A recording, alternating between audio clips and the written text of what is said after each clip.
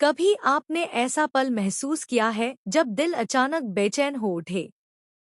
ऐसा लगे कि आपका अपना कोई इंसान बहुत बड़े खतरे में है, लेकिन आपको यह भी पता न हो कि वह आखिर है कहाँ? समीर इस वक्त बिल्कुल उसी दर्द और बेचैनी से गुजर रहा था। पिछले कई घंटों से वह पागलों की तरह रिमझिम और दिया को ढूंढ रहा था। शहर की हर गली, हर सड़क और हर मोड़ पर उसने उनकी तलाश की, लेकिन हर बार उसे सिर्फ निराशा ही हाथ लगी। थकान और चिंता उसके चेहरे पर साफ दिखाई दे रही थी। तभी उसके हाथ में गणगौर माता का प्रसाद आया और उसी प्रसाद से हल्की सी सिंदूर की खुशबू महसूस हुई। यह वही सिंदूर था जिसे रिमझिम हर रोज अपने माथे पर लगाती थी।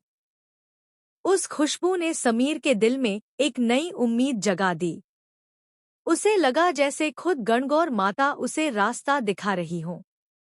उसके साथ खड़ा उसका दोस्त उसकी बेचैनी देख रहा था। उसने धीरे से कहा, समीर, हमें संभल कर आगे बढ़ना होगा। जिस जगह का पता चला है, वहाँ बहुत खतरनाक लोग रहते हैं। लेकिन समीर की आंखों में सिर्फ एक ही जिद थी। उसने दृढ़ आवाज में कहा, मुझे मेरी रिमझिम को बचाना है। चाहे इसके लिए मुझे अपनी जान ही क्यों न देनी पड़े।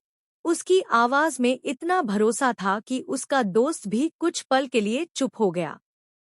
दूसरी तरफ शहर से दूर एक सुनसान इलाके में बना एक पुराना गोदाम था। बाहर से वह साधारण दिखाई देता था, लेकिन उसके अंदर छिपा था एक खतरनाक सच। वहीं कई लड़कियों को कैद करके रखा गया था, और उन्हीं में रिमझिम और दिया भी थी। कमरे में हल्की सी रोशनी थी और दोनों की हालत बेहद खराब हो चुकी थी। पिछले 24 घंटों से उन्हें ठीक से खाना तक नहीं मिला था। दिया थककर दीवार के सहारे बैठी थी और उसकी आंखों में साफ डर दिखाई दे रहा था।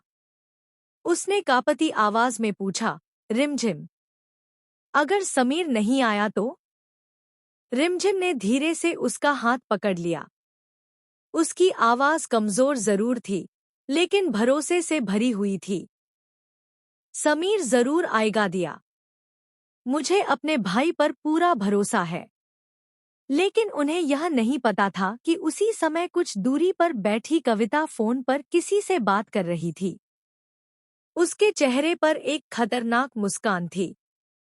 वह हंसते हुए बोली, मेरे पास दो बहुत ही खूबसूरत लड़कियां हैं। अगर पसंद आए तो अच्छी कीमत लगाकर ले जाना। फोन के दूसरी तरफ एक विदेशी खरीदार था, जिसकी आवाज में लालच साफ झलक रहा था। लेकिन कविता को